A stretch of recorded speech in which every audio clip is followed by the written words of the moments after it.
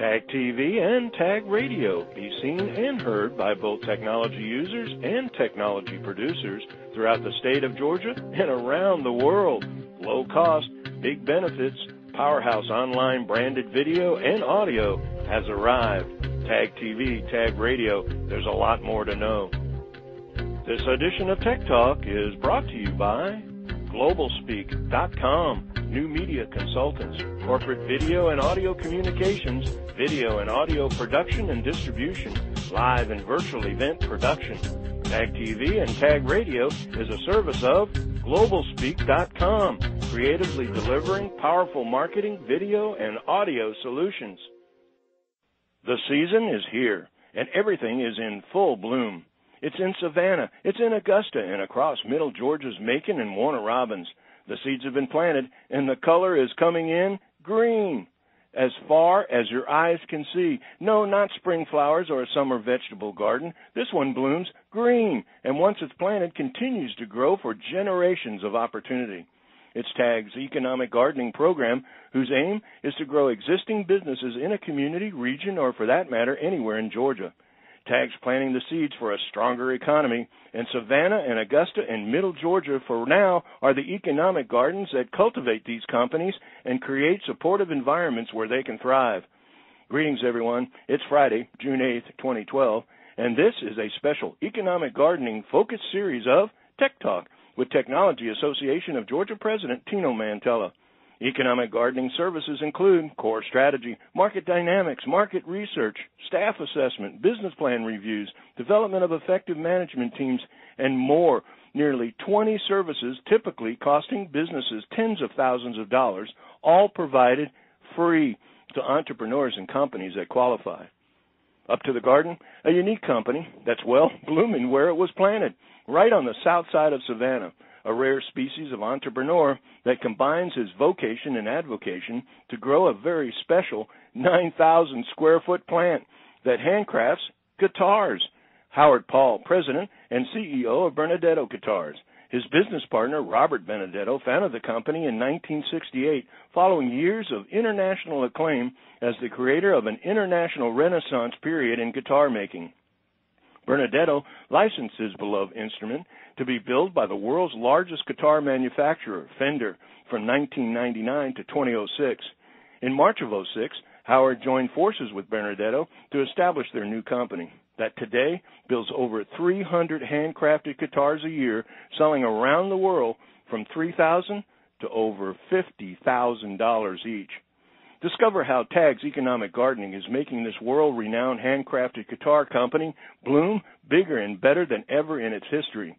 And just how does Howard balance between performances at jazz clubs and concert halls, lecturing at universities and music schools, collaborating with artists and endorsers, and, oh yes, running the day-to-day business operations and manufacturing and sales, as we Tech Talk Economic Gardening with the president and CEO of Benedetto Guitars, Howard Paul. Howard, thanks for joining me on Tech Talk. Glad I could be here. Well, this is a continuation of a series of interviews we've had on economic gardening and the companies in Savannah that we have been that have participated in the program. And the economic gardening, for those new listeners, is a program we picked up in out of Denver, suburb of Denver, Colorado, focusing on working with early stage companies and second stage companies to help them catch up on some things maybe that they haven't had a chance to do, like market intelligence. And so, Howard, that might be a good place to start. How did you enjoy the program, and what kind of things did you get out of the economic gardening program?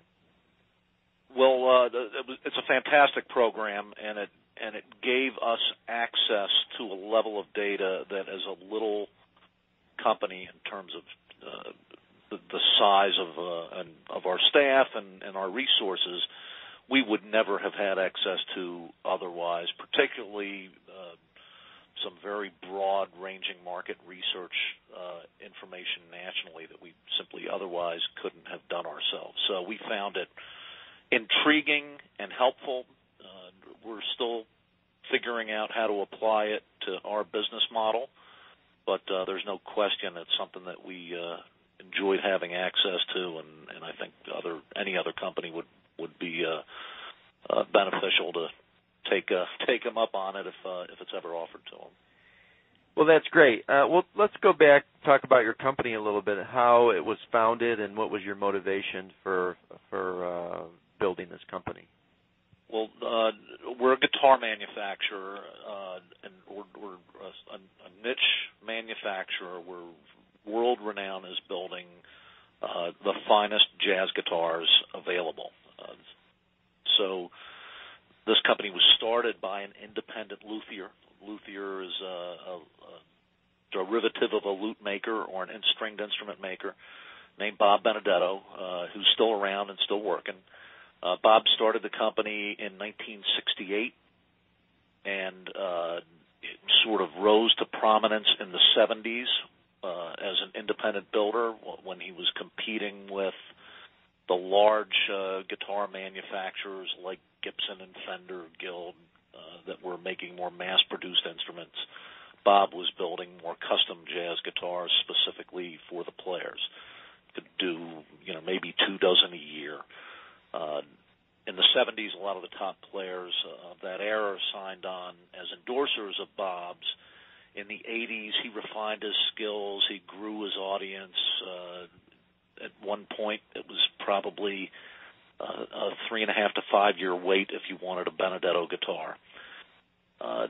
He rose to further prominence in the early 90s when he wrote what became the Bible of guitar making for jazz guitars, called How to Make an Archtop Guitar, and started what's now considered a renaissance period in jazz guitar making, where luthiers around the world who had built solid body electrics and folk guitars now had access to the plans and detailed information on how to build archtop guitars. So he expanded the construction and the breadth of the industry a little bit. He was pretty much beloved by other builders. He was a very generous and hardworking guy.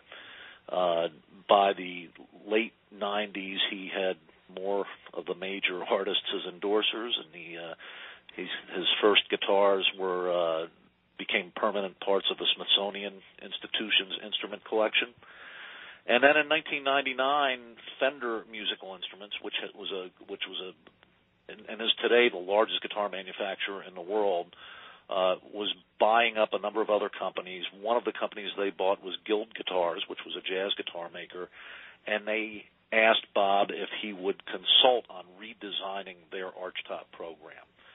When they started working with Bob, they realized how important he was to the industry, and came to the point where Bob licensed Fender to make Benedetto guitars under his supervision at their custom shop in California.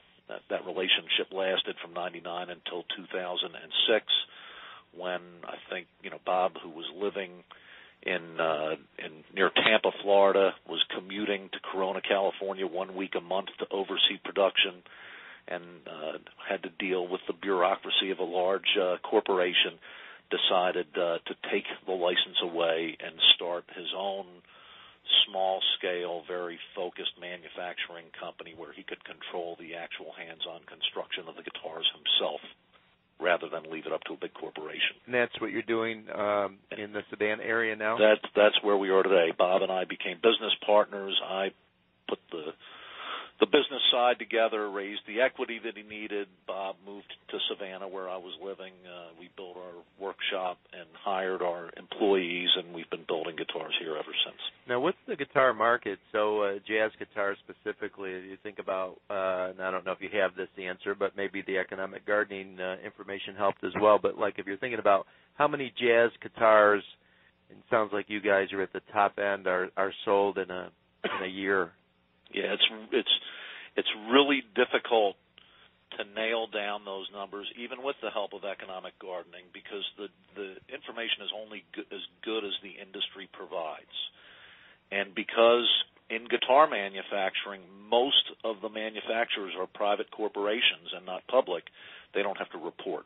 Okay. So when the industry gathers data, the highest level of information they gather about hollow body electric guitars and hollow body acoustic electric guitars, which fits our category, that information starts, it's like a ceiling of $1,500 and above. So if you look at how many hollow body electric guitars are manufactured a year above the $1,500 mark, you know, maybe the number's 100,000 a year or 70,000 a year or something like that. Right. Once you get into the $17,000 above, there's really no way to capture that data. Okay. It's in the thousands probably internationally, but in the very, very low thousands. And your company sells guitars that are over $17,000? Oh, yes, yeah. Wow.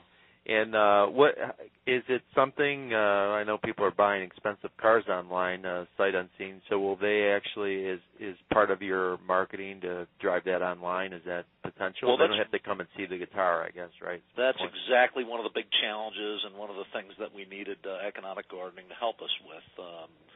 We're the kind of boutique brand with enough of a reputation that people will order a $15,000, $20,000, $30,000, even $40,000 instrument to be custom built for them.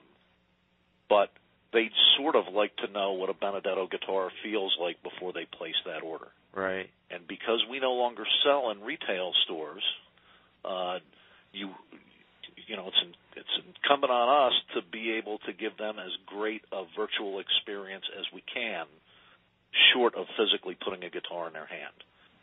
And so we've tried to design a website that invites people to be, you know, almost part of our family. We give them news stories and photographs and information on our artists. We give them links to our artists' websites and videos and audio files. We try to provide high-definition photographs for everything we build and some things that are just in the works. And I try to have audio files of each of our finished models, if not one-of-a-kind models, that they can click on and listen to as they're mulling over what specifically they want in our market. It's trying to give a hands-on feel in an internet age, and that's one of the challenges that we have.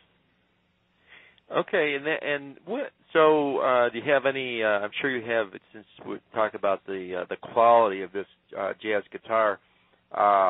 Do you have a few big names of people that are using the guitars you want to throw out there? Well, I can. You know, we're in the jazz spectrum, so as the joke it's a little goes, different, right? If you a rock guitar player plays 3 chords for 10,000 people, right? And a jazz guitar player plays 10,000 chords for 3 people. So there's a little difference when it comes to, you know, who you would know. Right, the right. Great players, you know, Bucky Pizzarelli, Johnny Smith, Kenny Burrell, John Pizzarelli, Jimmy Bruno, Howard Alden, Jack Wilkins, Andreas Oberg, Andreas Verade, Martin Taylor. There's pretty much every great player of the last 3 generations has sometime played or currently plays or is one of our artists. And then there are rock and roll guys who own and collect our guitars. Andy Summers, a guitar player from Sting. I saw Peter Frampton playing on Oprah Winfrey show a couple months ago, and he was playing his Benedetto guitar. Very interesting. You know, so there are a lot of famous people, a lot of famous baseball players who collect our instruments. They've become, you know, an object of art, a collectible instrument, but they're also the first choice for the top players in the world. Now, you know, it's interesting because all the people we interview, you start to think, well, you know, we're talking about something really unique because it's the high-end guitar business, jazz guitar no less, but, you know, nevertheless, you're still in the technology business when it comes to it in this day and age. So I guess the last questions just relate to going back to, you know, you're moving from retail to direct sales, you're putting things online. How much is social media, do you think, going to play a role? How much does it change what you're doing already? Obviously, it has to. And then, what are you thinking about in terms of the future? What's kind of the game plan for you guys? Yeah, it's a great question because I don't think the world really knows where social media is taking business. Right. From our perspective, since we now sell exclusively direct, the question is, if people can't come to you, and we're in Savannah, Georgia, so it's not like you step off a plane at Kennedy Airport and you're at a factory. So if it's hard for people to come to you, how do you get to them? Or how do you let them know where you're going to be near them? And that's where social media has played its biggest role. As an example, I just finished driving back from New York City yesterday. I was there for one day where I did a 3-hour workshop as part of the New York City Jazz Guitar Festival, which, if you're not a jazz guitarist, you didn't know anything about, and if you don't live in New York City, you might not have known anything about it. Right.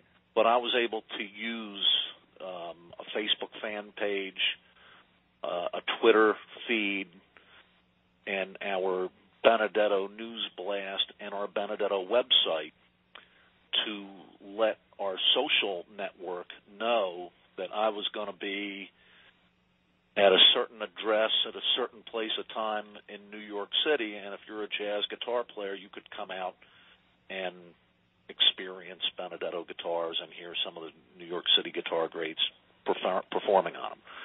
And with about 7 or 8 days' notice, we managed to get anywhere from 20 to 40, hardcore jazz guitar-loving customers to show up to that location with almost no notice. And so I think that's where social media is going to take us, and it'll take us everywhere in the world. Because I'm also a professional musician, if I'm going to be playing a concert in Brazil, or if I'm going to be out in California doing a concert in Napa Valley, or if I'm participating in the Chet Atkins Guitar Society guitar show in Nashville, it's through social media that my potential customers will know that we're there and available. There's no way that I could afford to, nor would I necessarily want to spread that kind of word through traditional print media. Well, Howard, thanks. It's been a really interesting interview. Best of luck in the company. I'm glad that you got a chance to participate in economic gardening, and thanks for joining me on Tech Talk today. My pleasure. Thanks so much for letting us participate.